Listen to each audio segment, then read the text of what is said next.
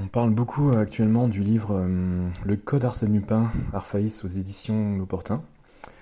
Un livre qui tente de percer les mystères derrière l'intrigue policière des aventures d'Arsène Lupin.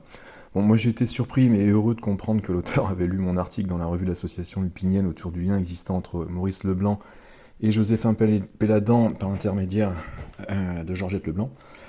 Malheureusement, l'auteur, je pense qu'il n'a pas été au bout du chemin concernant le roman phare, L'Aiguille creuse. Et c'est dommage, comme pour d'autres romans d'ailleurs, on survole, on touche du doigt, sans comprendre la véritable valeur symbolique que Maurice Leblanc a voulu transmettre au lecteur. 34 rue du Mont-Tabor, par exemple, lui a vraiment son importance, comme j'avais déjà écrit il y a plusieurs années. Et je partage pas du tout ici l'interprétation de l'auteur, qui tâtonne, il hésite, enfin bref.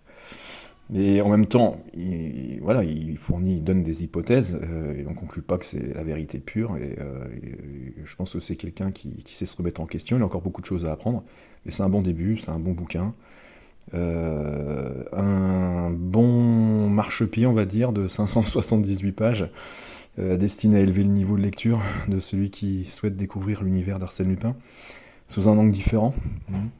Moi je regrette de l'avoir acheté, évidemment, mais on peut toujours l'offrir à un adolescent passionné par les aventures lupiniennes. C'est un bon début et toujours plus intéressant à lire que les derniers livres à but mercantile qui traitent de l'affaire de Rennes-le-Château, des bouquins rédigés à la hâte par des ignares à destination d'autres ignares. Ainsi va le monde.